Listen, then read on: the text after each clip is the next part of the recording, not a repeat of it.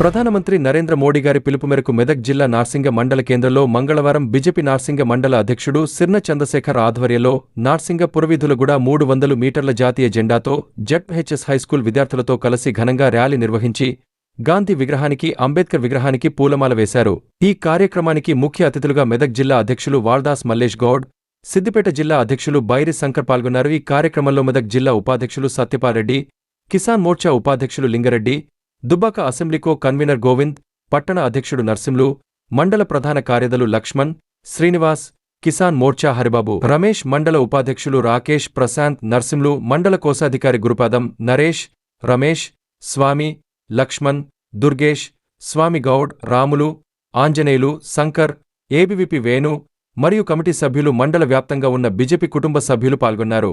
ఈ సందర్భంగా వారు మాట్లాడుతూ మరి భారతదేశానికి ఇబ్బందికర పరిస్థితులు తీసుకొస్తున్నాడు.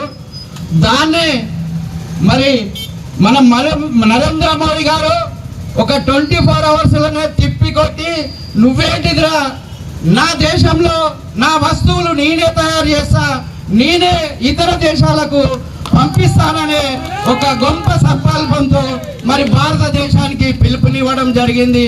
ఆ కార్యక్రమాలన్నీ మొదలుపెట్టారు. ఈరోజు భారతదేశంలో భారత పౌరులు ప్రతి ఒక్కరు కూడా గర్వంగా బతికే విధంగా మరి నేను ఇండియన్, నేను ఒక భారతీయుడనే చెప్పుకునే విధంగా భారతదేశంలో ఎక్కడ పోయినా కానీ భారతీయులంటే ఒక గౌరవం పెరిగిందనంటే ఇది కేవలం నరేంద్ర మోడీ గారు 11 సంవత్సరాల నుంచి చేస్తున్న ఒక త్యాగఫలం. ఈరోజు ప్రపంచ స్థాయిలో మనం ఇలా త్రివర్ణ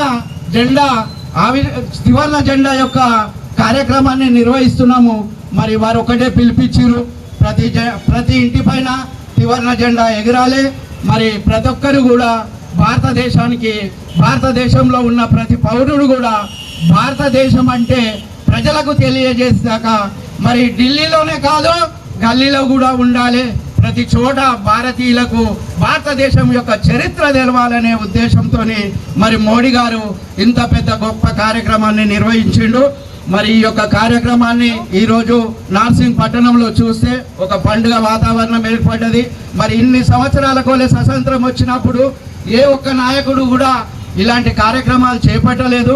మరి కేవలము మన విశ్వ గురువు ప్రపంచానికే ఇవాళ ఆదర్శమైన నరేంద్ర మోడీ గారి యొక్క పని వల్ల ఇవాళ మనము ప్రజల్లో మరి భారతదేశంలో గొప్ప భారత పౌరులుగా జీవనం పొందుతున్నాము.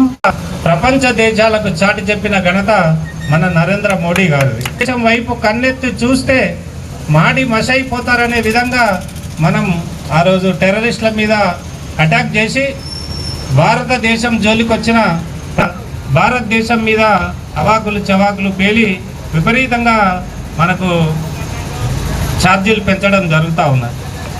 రాబో రోజులలో అన్ని మననైతే ఇండియానైతే ఎవరైతే వ్యతిరేకిస్తారో వాళ్ళందరికీ తగిన రీతిలో నరేంద్ర మోడీ నాయకత్వంలో భారతీయ జనతా పార్టీ తగిన విధంగా బుద్ధి చెప్తుందని తెలియజేస్తూ, మనకు స్వాతంత్రం రాకముందుకు భారతదేశం పరిస్థితి ఎలా ఉండే, ఇవాళ స్వాతంత్రం వచ్చి 79 సంవత్సరాల భారతదేశం ఎట్లా ఎదిగింది అనేది మనం ఒకసారి ఆలోచన చేసుకుంటే ఒక్కొక్క మెట్టు ఎక్కుతూ ఇవాళ వరల్డ్లోనే 4th రిచెస్ట్ కంట్రీగా భారతదేశం ఎదగడానికి ఈ భారతదేశం తప్పకుండా 2047 వరకు ఈ ప్రపంచ దేశంలోనే భారతదేశం విశ్వగురువుగా ప్రథమ స్థానాన్ని చేరుకుంటుందని ఆశిస్తూ ఈ నార్సింగ్ మండల